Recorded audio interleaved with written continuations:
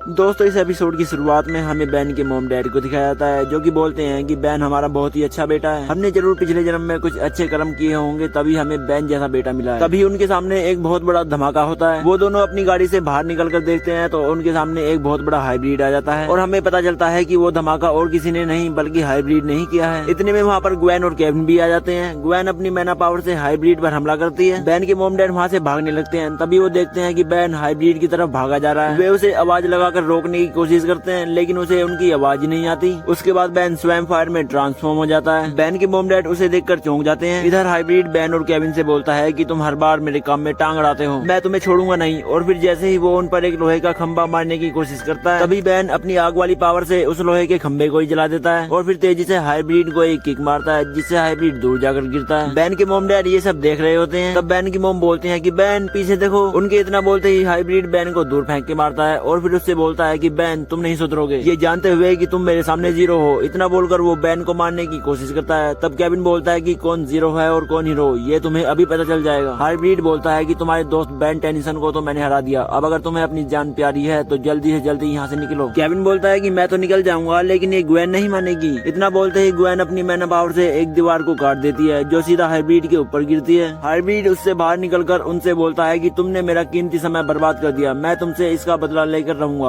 इतना बोलकर वो वहाँ से चला जाता है। इधर बैन बहुत बुरी तरह पिटा पड़ा होता है। केविन बैन का मजाक लेते हुए उससे बोलता है कि हाइब्रिड तुम्हें अपनी निशानी देकर चला गया, वैसे इस लुक में तुम बहुत स्मार्ट लग रहे हो। बैन बोलता है कि ठीक है वो सब छोड़ो, ये बताओ कि हाइब्रिड कहाँ गया। तब ग्वेन बताती है कि वो समुद्र की तरफ गया है। वैसे ये बताओ कि अगर तुम्हारे मॉम डैड तुमसे इस चोट के बारे में पूछेंगे तो तुम उनसे क्या कहोगे। बैन बोलता है कि इसमें कौन सा बड़ी बात है, वो मेरी हर बात पे यकीन कर लेते हैं, मैं कोई भी बहाना बना दूंगा। बैन अपने घर आ जाता है। यहाँ पर उसके मॉम डैड पहले से ही उसका इंतजार कर रहे होते हैं। बैन की मॉम बोलती है कि सच बताना बैन कि तुम कहाँ से आ रहे हो। बैन बोलता है कि मैं जूली के साथ पिक्चर देखने गया था। उसकी मॉम उसकी आंख को देखकर बोलती है कि अगर ये चोट थोड़ी सी भी ऊपर लगी होती तो तुम्हारी आंख ही खत्म हो जाती। बैन बोलता है कि मेरी कुछ लड़कों से लड़ाई हो गई थी। तब उसके डैड बोलते हैं कि क्या तुम्हें पक्का यकीन है कि वो कोई लड़के ही थे या फिर कोई बड़ा भयानक सा एलियन। बैन उनकी बात सुनकर चौंक जाता है। तब उसकी मॉम बोलती है कि गलती हमारी है जो हमने तुम्हें इतनी छूट दी कि तुम अब हमसे झूठ पर झूठ बोले जा रहे हो। उसके डैड बोलते हैं कि हमने तुम्हें उस एलियन में बदलते हुए देखा है। बैन बोलता है कि वो कोई और होगा। उसके डैड उसका हाथ पकड़कर बोलते हैं कि मैं इसके बारे में बात कर रहा हूँ। बैन बोलता है कि ठीक है मैं आपको सब कुछ बताता हूँ। उसके बाद वो उन्हें बताता है कि मैं इसकी मदद से कई सारे एलियंस के रूप ले सकता हूँ और फिर उनकी मदद से उन डीएन एलियंस को खत्म कर सकता हूँ जो इस पृथ्वी पर कब्जा करना चाहते हैं। मैं ये सब पिछले 5 सालों से कर रहा हूँ और इस सब के बारे में मुझे ग्रैंडपा ने बताया था। उसके डैड बोलते हैं कि मैं जानता था कि ये सब डैड का ही किया धरा है। बैन बोलता है कि वो एक बहुत ही अच्छे प्लम्बर थे और इसके साथ साथ उनकी कई जिम्मेदारियां भी थी। उसके डैड बोलते हैं कि वो सब झूठ था। उसकी मोम बोलती है कि हमने इसे इतनी छूट दी और बदले में हमें क्या मिला,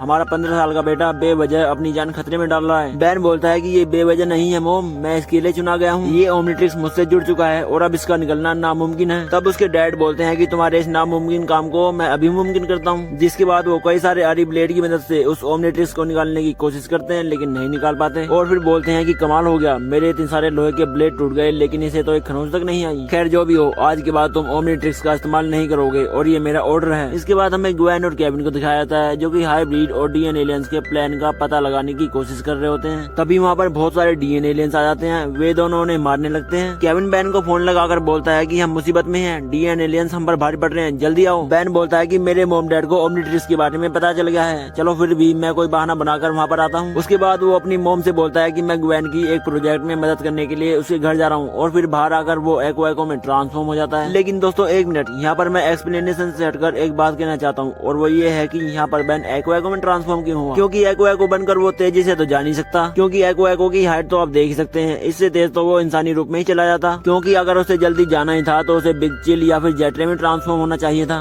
जिससे वो आसानी से और जल्दी उड़कर उनके पास पहुँच जाता और उनकी मदद कर देता। मेरी मर्जी अनवर भाई।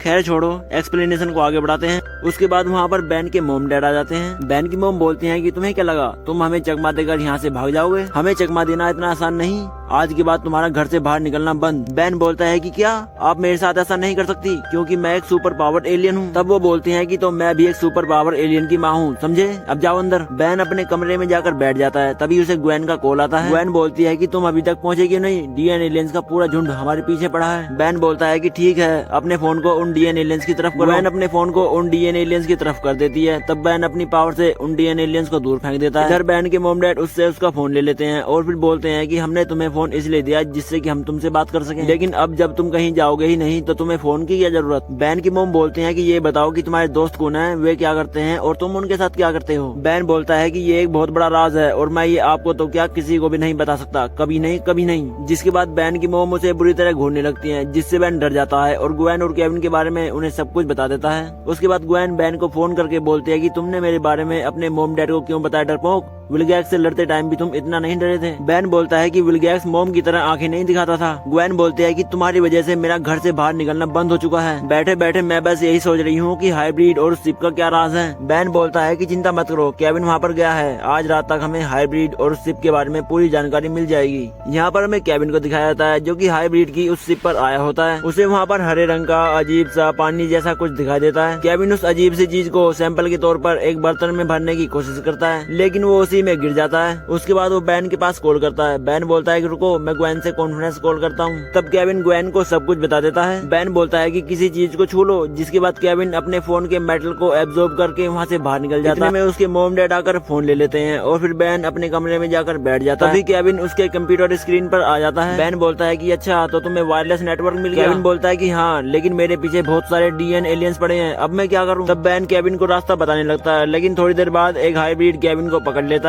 इतने में बैन के मोम डैड आकर उसके कंप्यूटर का स्विच निकाल देते हैं। बैन बोलता है कि ये आपने क्या कर दिया, मेरा दोस्त केविन मुसीबत में है, मुझे उसकी मदद करने के लिए जाना ही होगा। तब उसकी मोम बोलती है कि नहीं, अब ना ही तुम किसी को कॉल करोगे, ना ही वीडियो चैटिंग करोगे और ना ही एलियन बनने की कोशिश करोगे, सिर्फ शांति से यहाँ पर बैठे रहोगे। तब बैन बोलता है कि मैं बहुत लकी हूँ जो मुझे आप जैसे मोम डैड मिले। बचपन से आज तक मैंने देखा है कि आपने हर जरूरतमंद की मदद की है, मुझे भी अब वही करना है। जिसके बाद बैन ह्यूमंगस और में ट्रांसफॉर्म होकर घर तोड़कर वहाँ से जाने लगता है और फिर बोलता है कि सॉरी, मैं इसे फिर से ठीक कर दूंगा। लेकिन दोस्तों एक मिनट, यहाँ पर मैं एक्सप्लेनेशन से हटकर फिर से एक बात बोलना चाहता हूँ, और वो ये है कि यहाँ पर बैन को ह्यूमंगस और बनकर घर तोड़कर जाने की क्या जरूरत थी, क्योंकि अगर वो चाहता तो बिग चिल बनकर गायब होकर घर को तोड़े बिना यहाँ से बाहर निकल जाता और फिर हाइब्रिड के पास पहुंचकर जरूरत पड़ने पर फिर से ह्यूमंगस और बन जाता।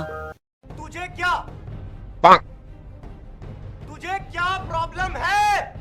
नहीं, मुझे क्या प्रॉब्लम हो सकती है। खैर छोड़ो, एक्सप्लेनेशन को आगे बढ़ाते हैं। उसके बाद बैन की मोम बोलती हैं कि आज पहली बार हमारे बेटे ने हमारी बात नहीं मानी, इसका मतलब जानते हो। तब बैन के डैड बोलते हैं कि इसका मतलब ये है कि हमें उसकी बात माननी चाहिए और उसकी मदद करने के लिए वहाँ पर जाना चाहिए। यहाँ पर हमें बैन को दिखाया जाता है जो कि हाइब्रिड के उस जहाज पर चढ़कर डीएन एलियंस को मारने लगता है। इधर हम देखते हैं केविन को, जिसे हाइब्रिड ने पकड़ कर रखा होता है। केविन बोलता है कि तुम इस हरे रंग की बदबूदार चीज को खाते कैसे हो। हाइब्रिड बोलता है कि तुमसे किसने कहा कि हम इसे खाते हैं। इतना बोलकर हाइब्रिड केविन को मारने की कोशिश करता है। तभी बैन हाइब्रिड के ऊपर एक डीएन एलियन को फेंक के मारता है, जिससे हाइब्रिड दूर जाकर गिरता है। उसके बाद बैन केविन को आजाद कर देता है और फिर बोलता है कि ये डीएन एलियंस इस हरे रंग की चीज में से गंदगी को अलग कर रहे हैं। उसके बाद जो बचेगा वो एक खतरनाक पावर सोर्स होगा, लेकिन सवाल ये है कि ये इस पावर सोर्स का करेंगे क्या। हाइब्रिड बोलता है कि ये एक सरप्राइज है। इतना बोलकर वो डीएन एलियंस को उन्हें मारने का ऑर्डर देता है और फिर वे दोनों उन डीएन एलियंस को मारने लगते हैं। बैन केविन से बोलता है कि तुम इन डीएन एलियंस को संभालो, तब तक मैं हाइब्रिड को संभालता हूँ। इसके बाद बैन जैसे ही हाइब्रिड के पास जाता है, हाइब्रिड बैन को एक जोर से मुक्का मारता है, जिससे बैन दूर जाकर गिरता है। बैन एक जगह फंस जाता है और फिर हाइब्रिड उसे बुरी तरह पीटने लगता है। उसके बाद किसी तरह बैन वहाँ से निकल जाता है, लेकिन हाइब्रिड फिर से बैन को पकड़कर उसे दूर फेंक देता है और वो फिर से बैन को मारने की कोशिश करता है। तभी वहाँ पर बैन के मोम डैड आकर एक गन से फायर करके उसे दूर फेंक देते हैं। बैन अपने मोम डैड को देखकर बोलता है कि आपको देखकर बहुत अच्छा लग रहा है। केविन बोलता है कि लेकिन मुझे बिल्कुल भी अच्छा नहीं लग रहा। तब बैन के डैड उन डीएन एलियंस की तरफ गन करके बोलते हैं कि अब तुम्हारी बारी है। गन को देखकर वो डीएन एलियंस वहाँ से भाग जाते हैं। बैन बोलता है कि ये तो बहुत पावरफुल गन है, ये आपको कहाँ से मिली। उसके डैड बताते हैं कि ये गन तो बहुत पुरानी है, ये तब की है जब मैं और फ्रैंक बच्चे थे, मुझे ये बिल्कुल भी पसंद नहीं थी। बैन बोलता है कि सॉरी मॉम, मैंने आपकी बात नहीं मानी। उसकी मॉम बोलती है कि कोई बात नहीं, तुम्हारा दोस्त मुसीबत में था और तुमने उसकी मदद की, हमें तुम पर गर्व है। तभी वहाँ पर हाइब्रिड आ जाता है। बैन के डैड उस पर फायर करने की कोशिश करते हैं, लेकिन उस गन की पावर खत्म हो चुकी होती है।